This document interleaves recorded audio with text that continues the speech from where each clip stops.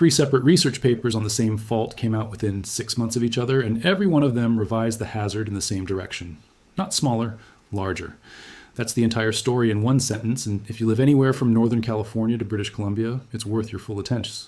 On for the next several minutes, because this fault sits closer to more people than almost any comparable hazard in the country.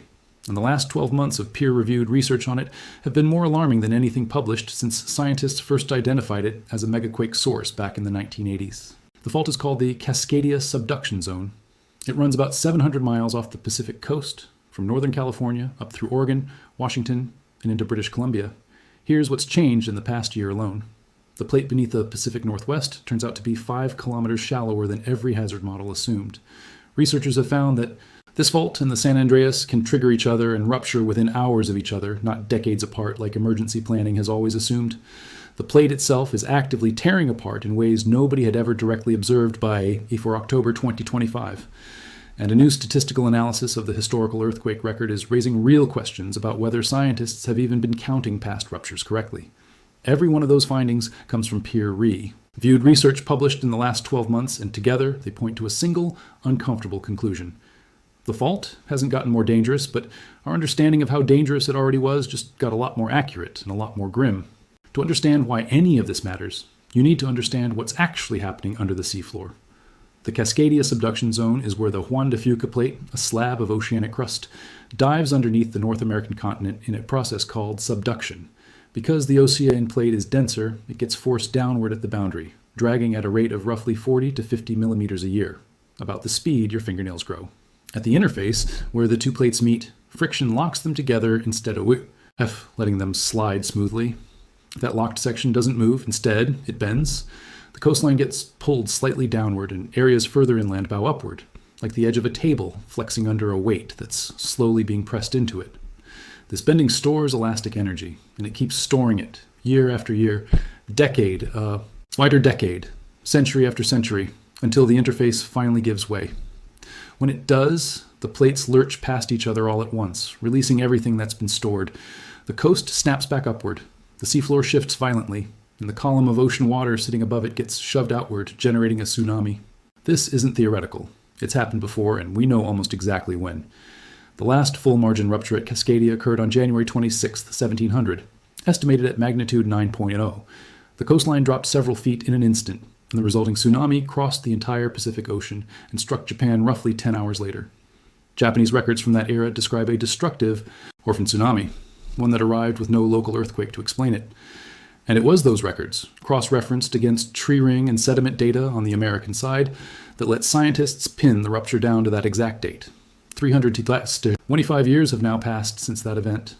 The geological record shows Cascadia has ruptured across its full margin at least 19 times in the last 10,000 years, and while the average time between ruptures varies by segment, scientists are now taking the current window far more seriously than they have in decades.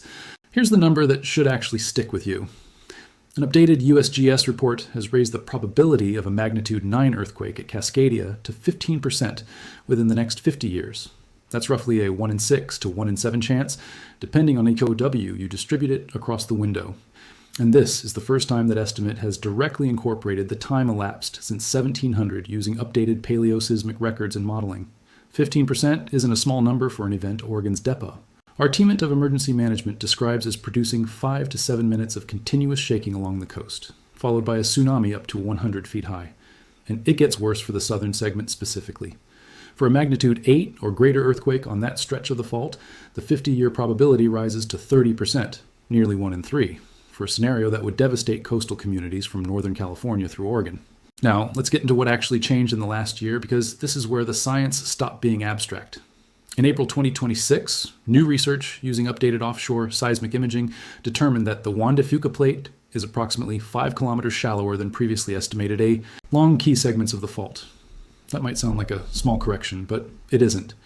A shallower locked interface means the point where all that stored energy will eventually release sits closer to the surface than every existing model assumed. And shallower ruptures produce stronger, shaking at ground level for the exact same amount of released energy. Because the seismic waves have less rock to travel through and less distance to lose strength before they reach the buildings, bridges, and people standing above. The revision doesn't change how much energy the fault will ultimately release. It changes as how much of that energy actually reaches the surface. And the answer is more than anyone's models accounted for. Every structural design standard, every emergency response plan, and every infrastructure vulnerability assessment built on the old geometry now needs to be revisited. At almost the same time, seismic imaging off Vancouver Island revealed something researchers had never directly observed at this fault before. The subducting plate is tearing apart. For a moment, that discovery raised hopes that Cascadia might be gradually shutting itself down. Researchers were quick to correct that assumption. A tear in the plate can influence where a future rupture starts and stops and how far it travels, but it does not remove the underlying hazard. The strongly locked sections of the interface are still locked. Strain is still accumulating there exactly as before. What the tear actually means is that a future rupture may behave in a more complex and less predictable way than models built on a single uniform plate ever assumed. This wasn't a minor refinement. It was the first time scientists had directly imaged an active subduction zone breaking apart beneath a populated region anywhere on Earth. The tearing is happening at the Mendocino Triple Junction, the point off Northern California where the Pacific, North American, and Gorda plates all meet. One of the most tectonically complicated spots on the planet, and the place where Cascadia terminates at its southern end. New Image A shows a portion of the North American plate has broken away there and is being dragged downward along with the Gorda plate, while further south, the Pacific plate is pulling a separate mass of rock, known as the Pioneer Fragment, underneath at the continent as it migrates northward. What this means for hazard is still being worked out. If the tear causes a future rupture to stop short of the full 700-mile margin, the southern portion of the hazard zone might see a somewhat smaller event than the worst-case scenario, while still fetching a genuinely catastrophic earthquake. But if the mechanical changes around the tear make that section more prone to rupturing on its own, the picture gets worse, not better. Those are exactly the open questions a new federally funded research center is now working to answer. The single most unsettling individual finding from this past year, though, is also the most counterintuitive one. Cascadia and the San Andreas fault appear able to synchronize, triggering ruptures within hours of each other, rather than the decades of S-separation every current emergency plan assumes. Researchers reached this conclusion by examining 3,100 years of turbidite records, sediment layers on the ocean floor that get disturbed and slide downslope during strong shaking, creating a rough timeline of past earthquakes preserved in the seabed. What they found were pairs of Cascadia and San Andreas rupture signatures, showing up close together in the sediment far more often than random chance would predict. The proposed mechanism is dynamic stress transfer. When a magnitude 9 rupture tears along the full 700-mile length of Cascadia, it sends seismic waves outward in every direction at several kilometers per second. As those waves pass through the crust beneath California, they temporarily shift the stress on every fault they cross, including sections of the S and Andreas that are already sitting close to their own breaking point. That momentary shift can be enough to push a fault that was already primed right over the edge. The researchers behind this finding weren't cautious in how they framed it. Their conclusion was that the worst-case scenario for the West Coast isn't one massive earthquake. It's two, arriving close enough together that there's no meaningful recovery window between them. That synchronization finding actually traces back partly to an accident. A research vessel navigational error in a 2025 expedition led scientists to pull sediment cores from a spot slightly different than intended, and those cores turned out to contain a pattern nobody expected, paired C. Diamond layers off the Oregon coast suggesting that a Cascadia megaquake could help trigger a San Andreas rupture. The timing resolution in this kind of sediment dating is inherently imprecise. The gap between shaking and a sediment layer fully settling can range from hours to days depending on slope and sediment type. So researchers were upfront that the true time gap between the two fault systems activating could be anywhere from minutes to days. But they also stressed that the pattern showed up too consistently, across too many separate core samples from different locations to explain away as coincidence. A separate study using high gear resolution dating techniques went further, arguing that in some historical cases, the two faults ruptured within hours of each other rather than days. Whether it's hours or days barely matters for planning purposes. Either way, it describes simultaneous or near simultaneous major disasters. TERS, with essentially no recovery interval between them, which is a scenario the current West Coast emergency response system was never designed to handle. That system assumes Cascadia and San Andreas events are independent, separated by enough time that resources can be staged, deployed, and at least partially recover before the next crisis hits. If both systems can fire within the same day, you're looking at maximum simultaneous demand on emergency infrastructure across every state and province from the Canadian border down through Southern California. with no state able to send help to its neighbor because everyone needs it at once. Not every new finding points toward more certainty, though. One of them actually complicates the picture further. A study published in August 2024 applied a new statistical method to the same turbidite record scientists have relied on for decades to count past Cascadia earthic hue wakes and calculate how often they recur. The analysis raised real doubts about whether that record is complete. If some past ruptures were missed entirely, the true recurrence interval could be shorter than currently estimated, which would push near-term probability higher. If some SC diamond layers were misidentified as earthquakes when they weren't, the opposite could be true. The honest position, and the one the USGS itself now holds, is that this uncertainty is real, and every probability estimate built on the turbidite record needs to be read with that caveat attached. Meanwhile, a completely separate hazard has been quietly getting more attention, sitting directly underneath two of the region's biggest cities. A study published in June 2026 in the GSA Bulletin examined the network of smaller faults running Bend, East Seattle and its surrounding communities, and found they may be considerably more active than previously understood. The focus was the Seattle Fault Zone, an east to west system running through Bainbridge Island and the city itself. This isn't a subduction fault, it's a shallow crustal fault, and it last ruptured roughly 100 years ago in an earthquake that generated a local tsunami in Puget Sound, triggered a major landslide at Lake Washington, and dropped parts of the shoreline by several meters. The sediment record of that event is well dated and unambiguous. This fault is capable of producing a magnitude 7 or greater earthquake on its own, independent of anything happening at Cascadia.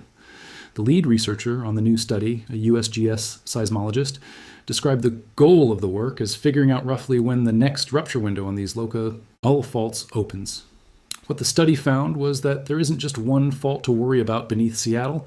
There are multiple subsidiary faults within that zone, each with its own separate recurrence timeline, meaning more independent sources of a damaging earthquake sitting directly under the metro area than the simplified single fault model ever suggested. Portland has a near-identical problem sitting under its own west side. The Portland Hills Fault runs along the eastern edge of the Tualatin Hills, immediately next to some of the city's densest neighborhoods, Diaz. Like the Seattle Fault Zone, it produced a major prehistoric earthquake and has been quiet through the instrumental monitoring era, which in earthquake science usually means quiet because we haven't been watching long enough to see it move, not safe. Both Seattle and Portland now face what researchers describe as a layered earthquake risk, a shallow local crustal fault capable of a damaging quake entirely on its own, sitting directly beneath a city that would also take the full brunt of a Cascadia megaquake if that fault ruptures instead, or in addition. All of this complexity is exactly why a new dedicated research center exists. The Cascadia Region Earthquake Science Center, known as Crescent, was established in October 2023 with $15 million in National Science Foundation funding, headquartered in Eugene, Oregon. It was created specifically because the scientific understanding of Cascadia has historically lagged far behind the equivalent research infrastructure built for California's fault systems, and the gaps aren't small refinements. They fundamental open questions about the shape of the locked interface, how strain is distributed across it, how complete the historical earthquake record actually is, and how this fault interacts with the systems next to it. Nearly every finding covered here traces back, directly or indirectly, to that research push finally catching up.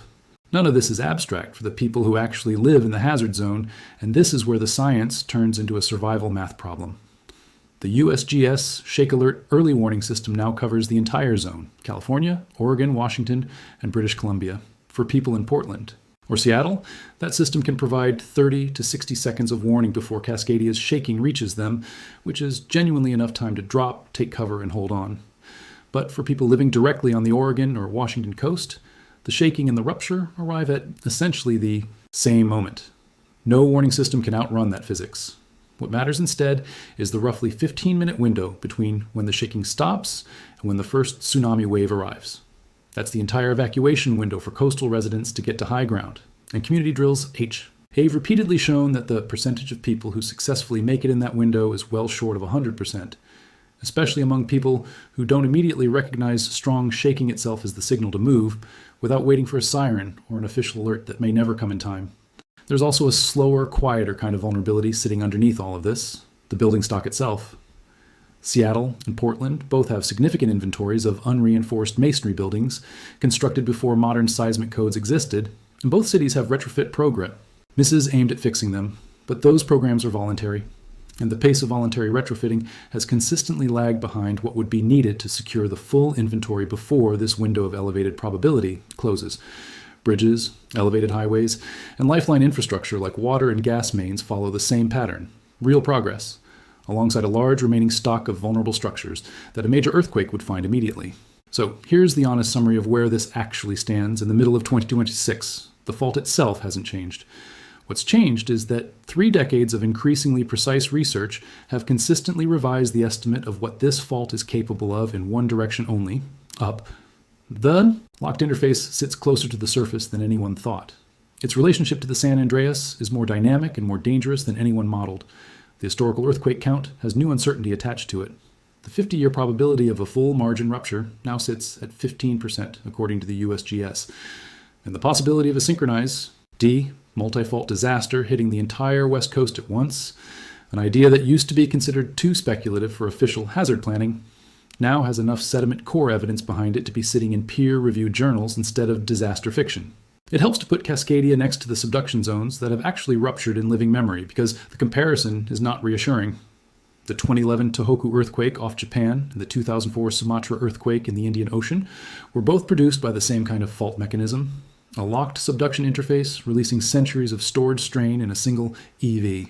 And Tai Tohoku was a magnitude at 9.0 to 9.1. Almost identical to the estimated size of Cascadia's last full margin rupture in 1700, and it killed roughly 20,000 people, most of them from the tsunami rather than the shaking itself, in a country with some of the strictest seismic building code, ES, and most sophisticated early warning infrastructure on Earth. Sumatras generated a tsunami that killed over 200,000 people across a dozen countries, because so many of those coastlines had no warning system and no cultural memory of what an orphan wave like that meant. Cascadia sits in between those two realities. The Pacific Northwest has invested heavily in shake alert and in tsunami education over the past 2 decades, closer to the Japanese model than the 2004 Indian Ocean situation. But its coastal geography is closer to the worst case. Unlike Japan, where some tsunami warning time exists because the fault sits further offshore, large stretches of the Oregon and Washington coast sit close enough to the fault that the shaking and the first wave arrive almost together, which is closer to what coastal Sumatra experienced than to what coastal Japan experienced in 2011. The economic exposure sitting on top of this hazard is enormous, and it rarely makes it into the coverage of the science itself. The Interstate 5 corridor, the single most important north-south transportation artery on the West Coast, runs directly through the crustal fault hazard zones Bennu, ETH, both Seattle and Portland, in addition to sitting within the shaking radius of a full Cascadia rupture. The Port of Seattle and Port of Portland, both major hubs for Pacific trade, sit on fill and reclaimed land that performs especially poorly during strong shaking, a pattern known as liquefaction, where saturated soil temporarily ves like a liquid and loses its ability to support the structures built on top of it. Regional planning documents have estimated damage from a full-margin Cascadia event in the hundreds of billions of dollars, with the true figure highly dependent on exactly which of the scenarios described in this video actually plays out. A full 700-mile rupture. A partial rupture that stops at the newly discovered plate tear, or some sequence involving the Seattle fault zone, the Portland Hills fault, or the San Andreas activating in the same window. There's also a question that doesn't get asked enough, which is how a rupture like this would interact with everything else that happens in the hours and days afterward. Emergency planning documents for the region model a Cascadia event as an isolated hazard. The earthquake happens, the tsunami arrives, and then the RICO. Very phase begins. But the synchronization research changes that assumption in a way planners are only beginning to grapple with. If a Cascadia rupture and a San Andreas rupture occur within the same day, you're not looking at one disaster followed by a recovery period. You are looking at simultaneous mass casualty events in Seattle, Portland, the Oregon and Washington coast, and California, all drawing on the same finite pool of federal disaster response resources, the same limited number of urban search and rescue teams, and the same regional power grid and fuel supply chains that were never designed with 2 simultaneous mega disasters in mind. The researchers behind the synchronization finding were explicit that revised multi-region emergency planning is one of the direct and practical implications of their work, not a hypothetical add-on. None of this means a rupture is coming next week, next year, or even within the current decade. Probability estimates like the ones described here describe long-term odds, not forecasts, and nobody in the scientific community is claiming opioid or confidence behind the underlying numbers. 5 years ago, a lot of this, the plate depth, the tearing, the synchronization risk, either wasn't known or was considered too speculative to include in official hazard planning. Today it's published, peer-reviewed, and already being incorporated into the tsunami inundation maps and building codes that will define how prepared the region actually is when the fault eventually does move.